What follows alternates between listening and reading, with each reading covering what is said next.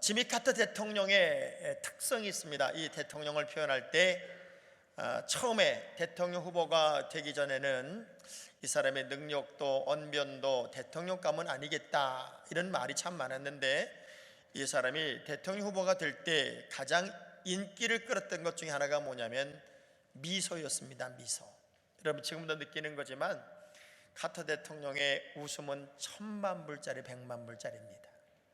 사람이 아름다운 미소만 가지고 있어도 어디를 가도 인정을 받게 되고 또 박수를 받게 됩니다. 제가 이 말을 하면서 여러분의 얼굴을 보니까 좀 우중충한 것 같아요. 자, 우리 미소를 띠고 이렇게 한번 축복합시다. 우리 밝은 마음으로 은혜를 받읍시다.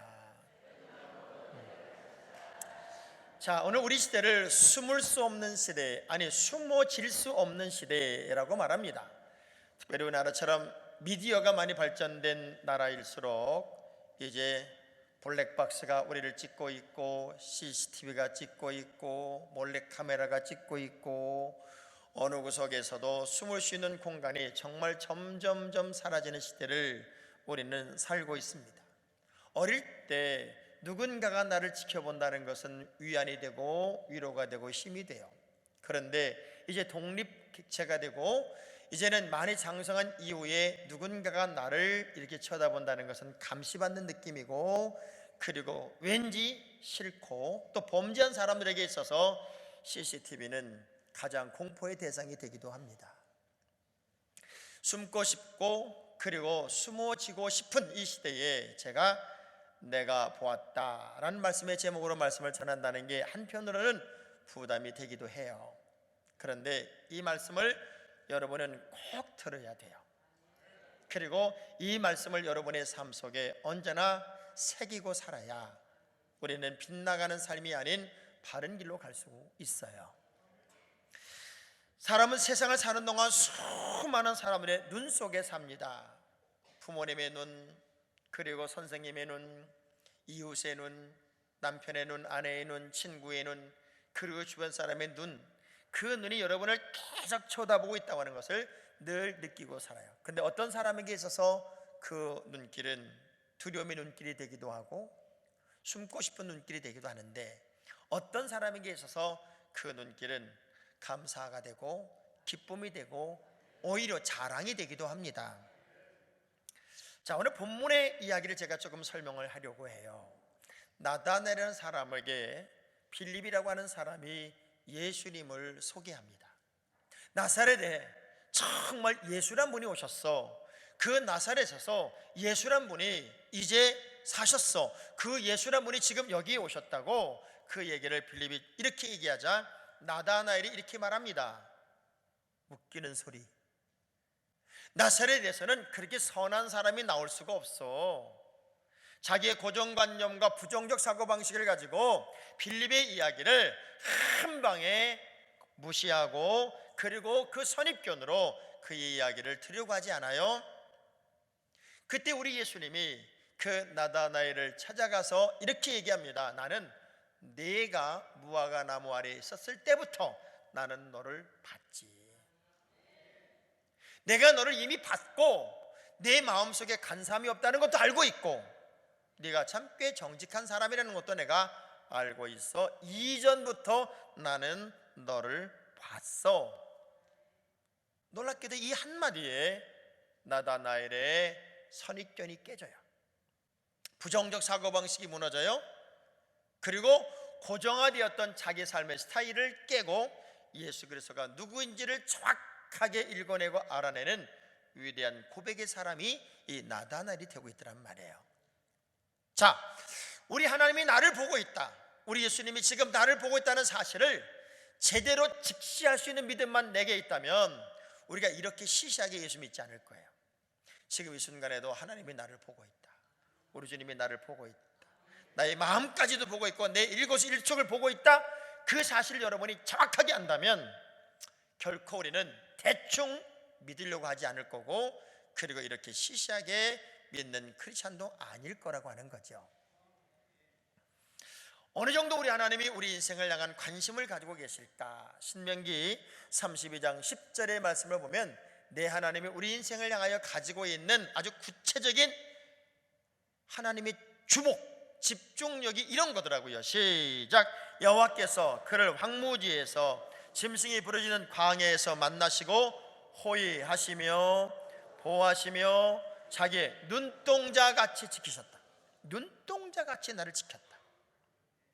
시편 17편 8절의 말씀을 보면 시작. 나를 눈동자같이 지키시고 주의 날개 그늘 아래 감추셨다. 어느 정도로 나를 향한 관심, 나를 향하여 주목하고 계신가 봤더니 눈동자처럼. 여러분, 눈동자를 지킨다는 게 어떤 의미예요?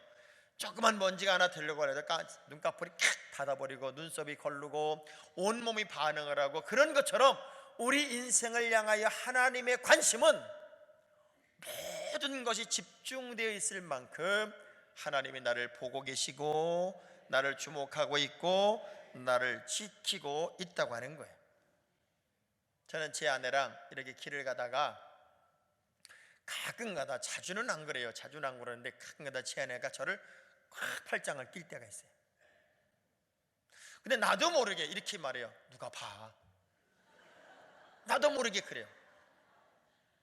자, 목사로 산다는 게 참 어려워요.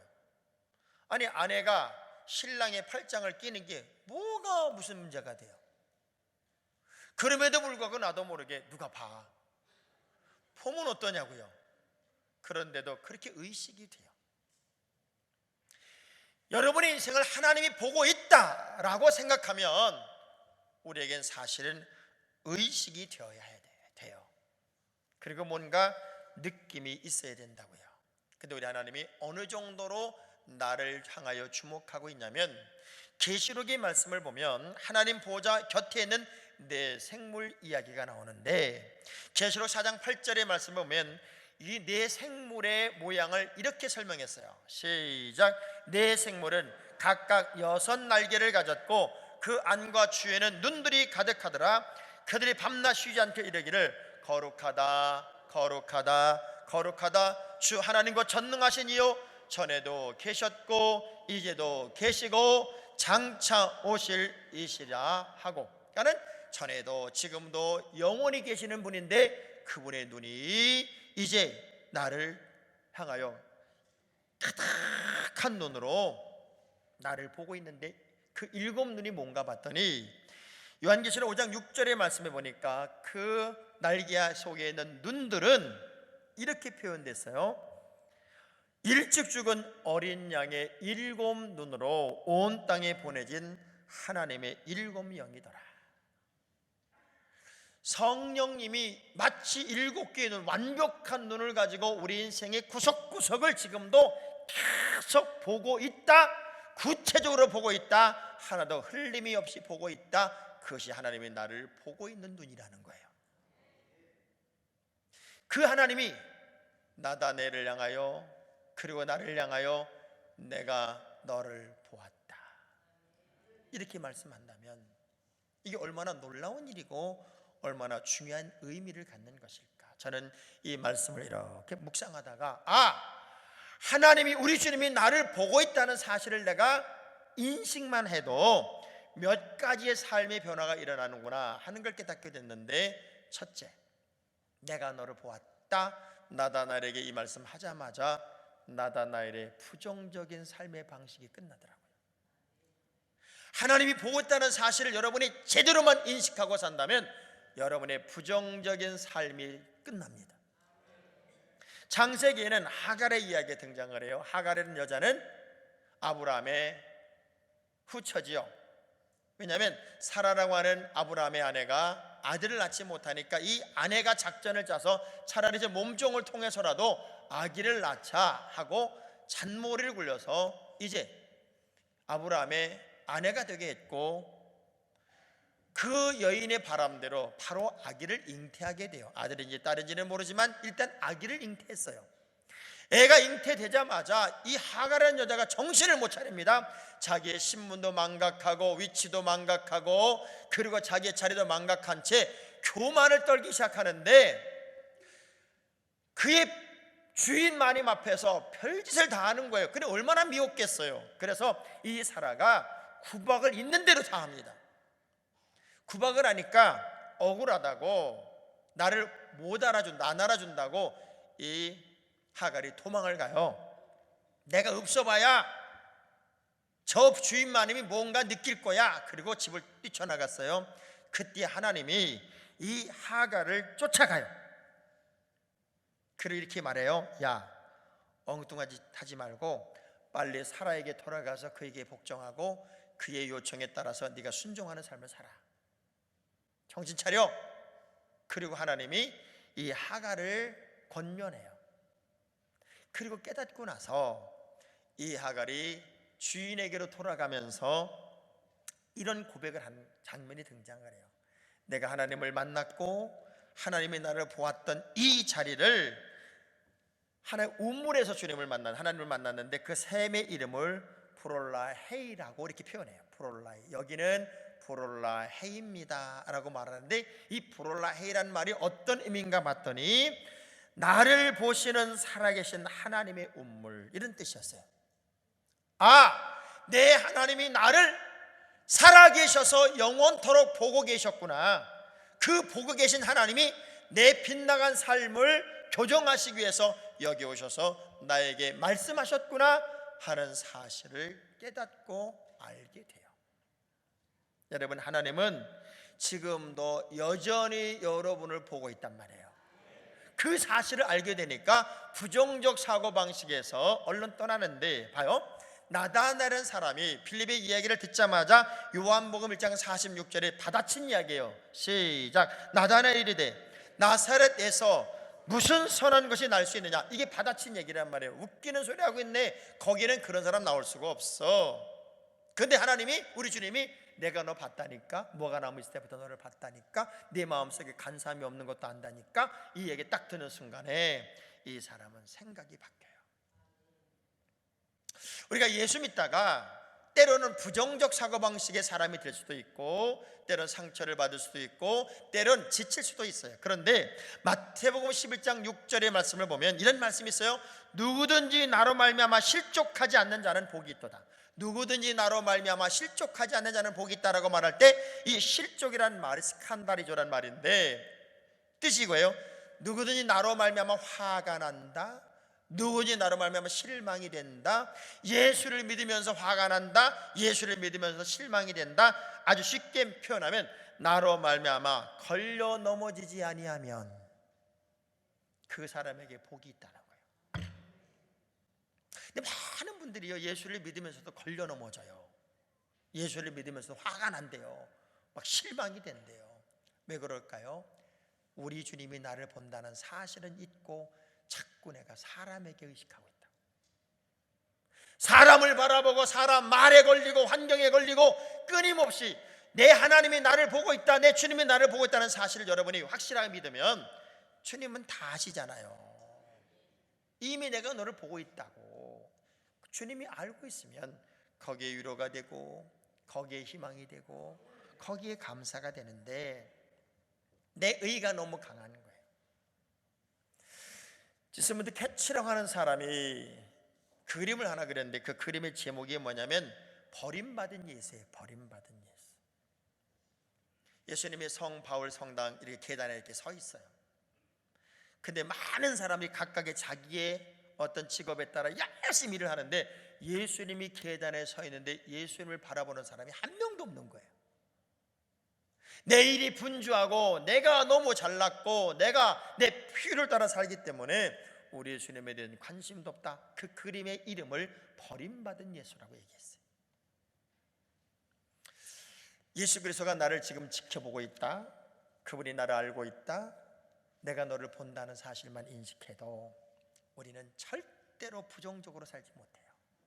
순종의 삶을 살고 주님의 마음을 닮아가게 되고 깨끗하고 아름다운 삶의 주인공이 될 수 있는 거죠. 놀라운 것은 내가 너를 보았다는 이야기를 딱 듣는 순간 나다나엘의 고백이 바뀌어버립니다. 어떻게 고백하나 보세요. 요한복음 1장 49절입니다.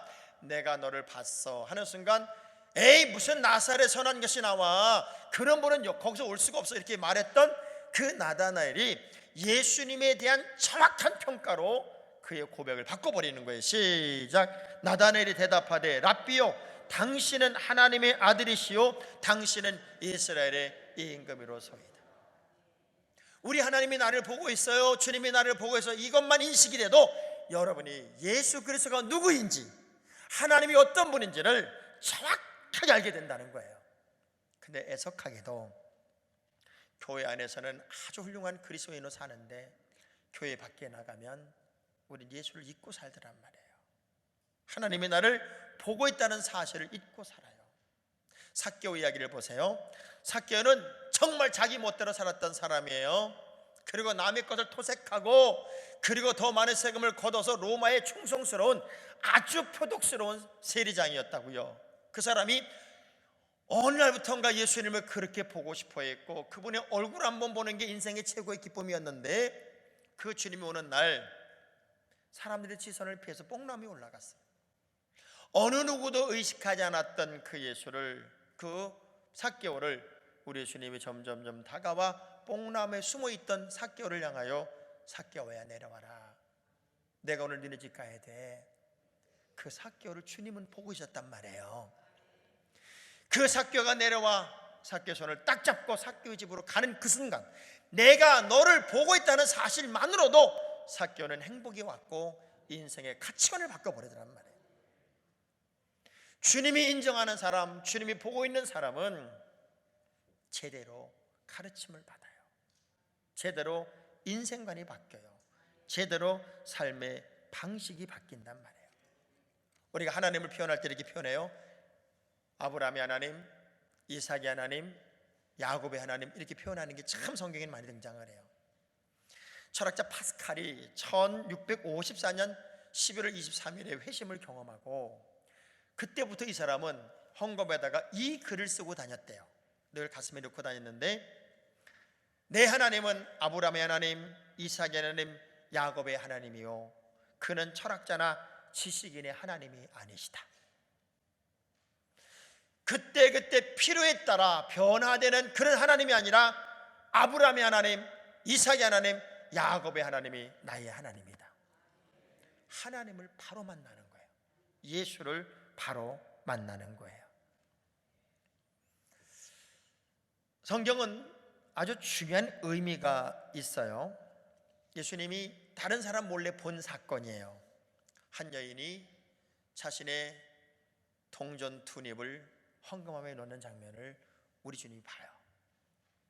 다른 사람들은 전혀 의식하지 않았을 때 그 여인의 그 모습을 보고 우리 예수님이 이렇게 말하죠. 이 여인은 자신의 전부를 하나님께 드렸다. 이 여인이야말로 정말 큰 사람이다. 근데 또 한 사람은 부자 청년이에요. 나는요 안식일 다 지키고요 내가 11조고 뭐고 다 하는데요 내가 이렇게 많이 드리는데요. 그때 우리 예수님이 그 청년을 향해 자기 자랑에 제대로 사실은 예수를 알지 못하는 이 청년에게 이렇게 말해요. 내 소유를 팔아서 가난한 자들에게 줄 수 있을까?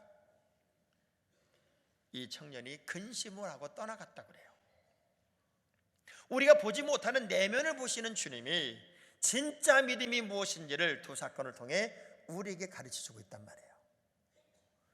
진짜 믿음의 사람이 되라는 거예요.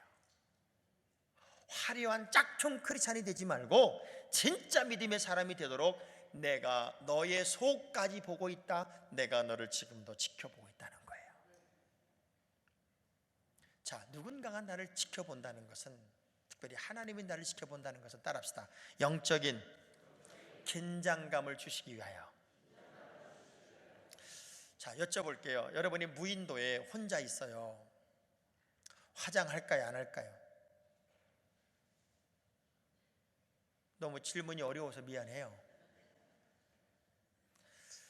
누군가가 나를 본다고 하는 것 때문에 여자들은 화장도 하고 아름답게 꾸미기도 하는 거예요. 만약 우리가 사람에게 잘 보이려고 하는 것처럼 하나님께 한다면 정말 멋진 믿음의 사람이 될 수도 있을 거예요. 사람의 눈은 의식하는데 우리는 하나님을 의식하지 않는단 말이에요. 누군가가 나를 보고 있기 때문에 성취감도 있는 것이고, 누군가가 나를 보고 있기 때문에 보람도 있는 것이고, 누군가가 나를 보고 있기 때문에 감사도 되는 것이지, 아무도 나를 보는 사람이 없다면 정말 삶은 의미가 없을 것 같아요. 옆 사람 한번 쳐다봐봐요. 얼마나 부담이 돼요. 누군가가 나를 지켜보고 있기 때문에, 누군가가 나를 쳐다보고 있기 때문에 사실은 부담이 되는 거예요. 하나님이 나를 지켜보고 있다는 것은 사실은 영적인 부담이에요. 그리고 영적인 긴장감을 갖게 되는 거예요. 베드로가 예수님과 대화를 나눠요. 다 주님을 버리고 갈지라도 나는 절대로 주님 버리지 않아요, 이렇게 말할 때 우리 예수님이 그러잖아요. 야, 그런 소리 말아. 너 다 굴기 전에 3번이나 부인할걸? 아, 그런 소리 마세요. 내가 왜 그렇게 살아요? 저는 절대 그렇게 안 해요. 그리고 이제 예수님이 잡혀갔고 이 베드로가 불을 쬐고 있단 말이에요. 이렇게 불을 쬐고 있는데 누군가가 와서 그러는 거예요. 야! 너도 그 예수란 사람과 함께 있었잖아. 그때 베드로가 뭐라 그래요? 손살을 치면서 나는 그 사람 몰라. 나는 듣도 보도 못한 사람이야. 그러면서 난리를 부려요. 자, 그리고 나서 닭이 울었어요. 주님이 하신 말씀이 내 삶에서 일어난다는 사실을 닭이 울 때 느끼고 나서, 아! 우리 예수님이 나를 보고 있었네. 이 삶을 보고 있었네. 그리고 통곡을 하게 되더란 말이에요. 누군가가 나를 보고 있다는 것도 부담인데 하나님이 나를 보고 있어요. 우리 예수님이 여러분을 보고 있다고요. 그러면 우리가 영적으로 얼마나 긴장감을 가져야 돼요. 더 많이 기도해야 되고, 더 많이 사랑해야 되고, 더 많이 진실해야 되고, 더 많이 정직해야 되고, 더 많이 아름다운 믿음을 가져야 돼요. 참 우리 민족이 좋은 문화와 성격, 습성을 가진 민족이었잖아요. 우리나라 음식은 젓가락으로 먹어요. 그죠? 또 숟가락으로 먹어요. 근데 이 젓가락이라는 게 참 중요한 거예요. 젓가락은요, 두 개가 조화를 이루어야 돼. 그래서 이 젓가락 문화는 이중창이에요. 그래서 우리가 음식을 이렇게 젓가락을 먹는다는 것은 조화를 배우고, 그리고 화합을 배우고, 화해를 배우면서 음식을 먹으면서도 그렇게 먹는 거예요. 근데 언제부터 우리나라 음식에 서양 음식이 워낙 많이 들어오다 보니까 서양 음식은요, 먹는 걸 뭘로 먹냐면 포크하고 칼로 먹어. 먹을 때부터 칼로 막 자르고, 먹을 때 포크로 막 찔러. 그래서 그런지 이 서양 음식을 많이 먹어서 그런지 요즘에 교인들도 막 찌르고 막 칼질하는 사람이 많아졌어. 문화라고 하는 것 자체가 참 우리를 보이지 않는 환경에서 우리를 이렇게 만들어가요. 근데 하나님의 사람을 하나님이 이렇게 보고 있다. 지금 이렇게 여러분 졸고 있는 사람도 보고 있고, 웃고 있는 사람도 보고 있고, 은혜 받는 사람도 보고 있고, 이렇게 보고 있어요. 근데 가만히 생각해 봐요. 누군가가 나를 이렇게 뚜렷하게 쳐다보고 있다면 의식이 돼야 안 돼요? 긴장이 돼야 안 돼요? 누군가가 나를 뚜렷하게 쳐다보면 괜히 옷도 막 만져보고 어디 뭐가 묻었나 보기도 하고, 그리고 괜히 잘 보려고 노력을 해요. 하나님이 여러분을 보고 있다고요. 그러면 뭔가 영적인 긴장감이 좀 있어야 돼요. 신앙생활에 긴장감이 없으면 안 된다고요. 보세요. 야곱이 애굽으로 내려갈 때 요셉은 이미 국무총리가 되어 있었고, 거기서 요셉 만나는 장면 속에 정말 먹을 것이 없어서 거지가 되어 70명의 가족들을 이끌고 야곱이 애굽으로 내려가는 거예요. 그러니까 꼴이 거지꼴이란 말이에요. 근데 바로왕이 불러서 이 질문을 해요. 몇 살이에요? 연세가 얼마나 되셨어요? 그때 야곱이 이렇게 대답합니다. 내가 130살인데 내 나그네 된 세월이 참 험악했습니다. 그러면 그 당시 최고의 권위자, 힘을 가진 사람은 바로왕이에요. 그렇게 어렵게 살았냐고. 그럼 내가 축복하겠다. 그리고 왕이 축복을 해야 되는데 그 장면을 보면 기가 막힌 장면이 있어요. 그 거지가 되어 애굽으로 왔고 바로왕 앞에서 거지가 되어버린 이 야곱이 왕인 가장 강력한 권력을 가졌던 그 바로 왕을 향하여 축복하더란 말이에요. 여러분, 환경과 관계없이, 상황과 관계없이 우리는 하나님의 사람이라는 사실만으로도 자부심 있어야 되고, 자긍심 있어야 되고, 그리고 기쁨이 있어야 돼요. 코페르니쿠스라는 사람이 내가 죽거든 묘비명에 써주세요고 남긴 글이 뭐냐면, 주님, 저는 바울에게 주신 큰 은혜를 바라지 않습니다. 베드로에게 주신 큰 사랑도 바라지 않습니다. 주님 곁에서 십자가에 매달렸던 그 도둑에게 주신 용서를 바랄 뿐입니다. 작은 거라도 크게 받겠습니다. 단지 하나님만이 나를 사랑할 수 있고 사랑해준다는 사실에 대해서 나는 감사하고 살겠습니다. 2015년 마지막 주일 이 예배에 여러분, 하나님이 나를 지켜보고 있음에도 불구하고 의식하지 못하고 살았던 모든 것들을 지워내세요. 그리고 깨끗한 마음으로 2016년을 준비하잔 말이에요.